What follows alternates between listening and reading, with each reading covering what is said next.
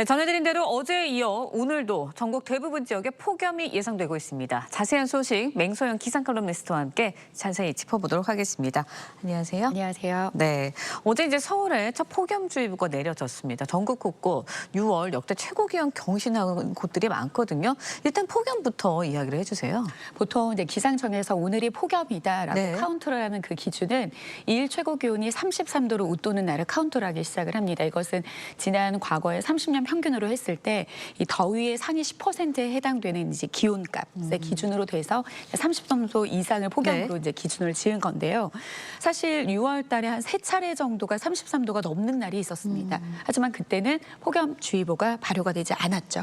그러니까 폭염특보가 발효가 됐다라는 것은 또 다른 의미가 있는 것이 이제는 관측되는 온도가 33도가 아니라 사람이 느끼는 체감더위, 이 체감더위를 끌어올리는 것은 기온뿐만 아니라 습도거든요. 그러니까 습도와 함께 정말 이제 찌는 듯한 폭염이 시작이 됐다라는 예고인 거고요.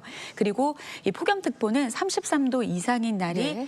이틀 이상 지속, 그러니까 지속성도 포함이 된다는 겁니다. 단발적으로 기온이 잠시 오르는 게 아니라 이제 지속적으로 폭염이 이어진다라는 그런 의미인 건데 서울은 어제 정오르기에서 내려지기는 했지만 사실 예. 지난주 금요일부터 경북 지역을 중심으로 이제 남부 지역이 순차적으로 확대 강화가 되면서 경기도 지역 같은 경우는 주말에 경보로 확대가 됐습니다. 경보는 체감하는 더위가 예. 35도 이상인 상태가 이틀 이상이고 이제 당분간 체계적인 비 예보가 없으니까 이제부터 폭염이 시작이 됐다. 이제 열대야도 시작이 되는 것이다라고 보셔야 될 것 같습니다. 네, 열대야 이야기 해주셨는데 본격적으로 이야기를 좀 해보면 서울에 어젯밤 첫 열대야가 관측이 됐습니다. 2022년 6월 열대야가 처음으로 발생한 이후에 4년 연속 이어지고 있고요. 지난해가 열대야가 최장 기간 기록된 것으로 나타나고 있는데 올해 열대야 그만큼 길어질까요? 물론 이제 전반적으로 기상을 예상을 하는 예. 올여름의 더위 같은 경우에는 지난해보다 더위의 강도가 강할 만한 요소들은 좀 없습니다. 하지만 비교 자체를 역대급이었던 지난해랑 비교하는 것이 아니라 우리가 매년 겪었던 여름철과 비교를 했을 때는 올해도 만만치 않은, 그러니까 지난해의 기록을 깨지는 못하겠지만 예. 만만치 않은 여름이 될 가능성이 굉장히 높은데요. 지금 비단 지난밤도 예. 열대야였습니다. 그렇죠. 그러니까 일요일부터 월요일 사이가 지나가는 밤에 서울의 밤 최저 기온이라고 하면 전날 오후 6시부터 다음날 9시까지 25도 아래로 떨어지지 않은 날이 열대야라고 하는데 일요일 밤에는 한 25.6도였습니다. 근데 지난 밤에는 서울이 26도 아래로 떨어지지 않으면서 거의 전국 대부분 지역에서 열대야를 보였고요. 지금 강원도 지역 같은 경우에는 덥고 습한 열기가 산맥을 타고 넘으면서 기온이 더 떨어지지 않은 고온 현상이 이어지는데 밤 동안의 강릉은 무려 29.7도 아래로 떨어지지 않아서 밤 동안에도 거의 30도 가까운 27도 요? 기온을 유지하는 그런 상태가 예. 이어지고 있습니다. 그러니까 보통 열대야 같은 경우에는 7월과 8월 달에 나타나는 게 일반적이었습니다. 그렇죠. 뭐 서울 같은 경우에도 2020년이나 2003년만 해도 8월 달에 열대야가 처음 나타났거든요. 그런데 2022년 이후부터 4년 연속으로 이렇게 이제 6월 달에 열대야가 됐다라고 하는 것은 그만큼 이제 기후 변화로 인해서 새로운 어떤 뉴먼, 그러니까 새로운 어떤 체계의 기준들이 생겨나가고 있다라는 것을 우리가 부정할 수 없는 그런 사실인 것 같습니다. 네, 6월에 열대야가 그렇게 이례적인 현상은 아니게 됐다 이렇게 설명을 할 수 있을 것 같은데 소나기 소식도 좀 짚어보도록 하겠습니다. 오늘 무더위 속에 전국 곳곳에 소나기 소식이 있습니다. 비가 그치고 나면 좀 더위가 좀 식혀졌으면 하는데 습도가 높아질 예정이라고 해요. 장마가 끝났다 이렇게 봐도 되는 걸까요? 사실 뭐 장마가 끝났다라고 예단하는 거는 쉬운 일은 아닙니다. 예. 기상청에서 2009년부터 장마의 시종 예보를 하지 않겠다라고 했던 것은 뭐냐면 사실 결국에는 이번 해의 장마는 언제가 시작이었고 언제가 끝났다라고 하는 것은 그렇죠. 예보가 아니라 사후 분석에 해당되는 이제 영역인 거거든요. 근데 이제 사실상 장마가 끝났다라고 본다라기보다는 장마가 끝난 거와 같은 더위가 당분간 최소 열흘 동안은 이어진다라고 보셔야 될 것이 이 정체전선이 이제 북한 쪽에 위치해 있거든요. 예. 오늘 오전에 수도권 지역에 출근하시는 분들은 좀 빗줄기가 내리면서 좀 불편한 출근길을 맞이하고 계실 수가 있는데 이 비 같은 경우에는 정체전선상에서 좀 뿌리 뻗은 비이기 때문에 비교적 체계적인 비입니다. 그런데 이제 오늘 거의 제주도를 제외한 전국으로 5에서 40mm 정도의 소나기 예보가 있거든요. 그런데 이제 비라고 해서 모든 비가 더위를 식혀주는 게 아니라 어떤 비는 이 더위를 부추길 수도 있는 비입니다. 오늘 비 같은 경우에는 이 대기 불안정, 그러니까 쌓인 열기가 뭔가 스스로 해소하기 흡수하기 위해서 내려주는 비이기 때문에 비가 내리는 지속 시간도 짧고 양도 적고 그리고 뭔가 찬 공기와 결합해서 내리는 비가 아니기 때문에 더위를 식혀주기보다는 순간적으로 기온을 떨어뜨릴 수는 있긴 하겠지만 오히려 습도를 높게 이제 오르게 만들기 때문에 체감하는 더위는 더 클 겁니다. 네, 알겠습니다. 그런데요, 우리나라뿐만 아니라 유럽 등 다른 나라도 연일 40도가 넘는 때이른 폭염 이어지고 있습니다. 왜 이런 건가요? 뭐 그렇죠. 스페인과 뭐 예. 이탈리아 같은 남유럽 같은 남유럽 경우에도 국가. 40도 안팎까지 올라가고 있고 미국도 뭐 40도 그리고 그러니까요. 먼 곳까지 가지도 않고 이미 평년보다 20일 일찍 장마 종료를 선언한 일본 같은 경우에도 지금 40도에 육박하는 더위가 연일 이어지고 있는 상황인데요.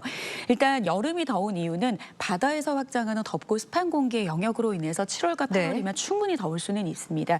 근데 지금 지난해 기록적인 그런 폭염을 가져다 줬던 우리나라의 특징과 또 유럽이나 미국 같은 경우에 나타나고 있는 공통점이 뭐냐면 뭐 열돔이라는 표현도 쓰기는 하지만 더 이해를 쉽게 하기 위해서는 압력 밥솥 같은 이 솥뚜껑이 마치 그 이제 우리나라 상공을 덮고 있는 듯한 그 더위가 나타나는 건데요. 보통은 한 지상으로부터 5km 상공 부근에서 덥고 습한 공기는 늘 확장하기 마련이었는데 이보다도 훨씬 더 높은 고지대 한 12km 상공에서 더운 공기가 내려찍게 될 경우에는 이 더운 열기가 밖으로 빠져나가지 못하는 것도 있기는 하지만 이 공기가 위에서 내려 찍었을 경우에는 압축되고 기온이 올라가는 상승 효과까지 더해지기 때문에 굉장히 극심한 더위가 나타날 수밖에 없는 거죠. 그러니까 이게 전 세계적으로 매년 극단적인 폭염이 나타날 때 나타나고 있는 그 원인이라고 볼 수 있겠습니다. 네, 그럼 우리나라도 올여름에 이렇게 더운 기운을 계속해서 가져가겠다. 가능성이 이렇게 있습니다. 네, 알겠습니다. 앞서 전해드린 러브버그 관련 소식도 짚어보도록 하겠습니다. 서울과 인천의 이제 수도권 지역에 러브버그로 몸살을 앓고 있습니다. 왜 이렇게 갑자기 많아진 건가요? 일단 러브버그 같은 경우에는 기본적으로 서식하는 서식지가 아열대 지역입니다. 그러니까 아열대 지역이라고 하는 것은 기온도 높고 습도도 굉장히 높은 상황인데 지금 이제 추측하기로는 2010년 중국으로부터 유입이 돼서 우리나라 2022년부터 이제 대형 그런 출몰하는 그런 상황들이 벌어지긴 했지만 2015년부터 발견되기는 했거든요. 그러니까 앞으로 지구 온난화로 인해서 고온다습한 환경의 영역이 이제 우리나라를 더 지배하게 될 경우에는 뭐 러브버그뿐만이 아니라 여러 우리가 과거에 경험하지 못했던 그런 생태 환경들이 나타날 가능성이 높은데요. 일단 문제는 이런 수도권 지역에 좀 집중되고 있는 것이 사람은 열과 고온과 다습한 환경을 못 견디지만 이런 이제 러브버그와 같은 동물들은 고온다습한 환경을 좋아합니다. 그래서 특히 이제 도심 같은 경우에는 어떤 인공열, 인공 조명 이런 여러 가지의 환경들이 러브버그가 훨씬 더 활동하기 좋은 그런 이제 상황들을 만들고 올해 같은 경우에는 유독 빨리 시작된 더위와 함께 이제 바다로부터 유입되는 덥고 습한 공기로 인해서 그런 서식할 수 있는 환경들이 굉장히 좋아졌다라는 걸 이유로 들 수가 있겠습니다. 네, 그런데 러브버그가 이제 이충으로 분류가 됩니다. 그렇다 보니까 결국에 이제 강력한 그런 살충 효과도 지자체에서는 쓰지 않는 것 같아요. 하지만 시민들은 사실 불편을 굉장히 많이 호소하고 있거든요.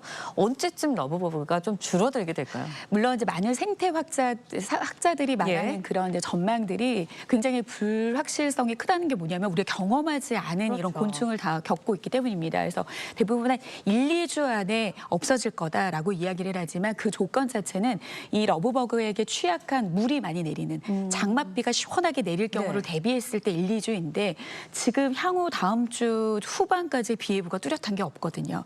그래서 과연 이 학자들이 말하는 1, 2주 안에 시원한 비로 인해서 러브버그가 사라질 수 있을까라는 것은 기상학적인 부분을 보는 저의 입장에서는 좀 염려가 좀 우려스러운 부분입니다. 그래서 앞으로 덥고 습한 날씨가 좀 이어질 때는 피하는 방법은 좀 러브버그가 많은 곳은 좀 피하고 밝은 옷을 싫어한다고 하니까 어두운 옷을 입거나 물을 싫어한다고 했으니까 주변에 뭐 방충망에 붙어 있으면 뭐 분무기를 활용을 해서 좀 떨어뜨리는 그런 어떤 행동들을 취하시는 게 좋을 것 같습니다. 네, 알겠습니다. 좀 지켜봐야 할 것 같다라는 생각이 듭니다. 지금까지 맹소영 기상칼럼니스트와 함께 이야기 나눠봤습니다. 오늘 말씀 여기까지 듣겠습니다. 고맙습니다.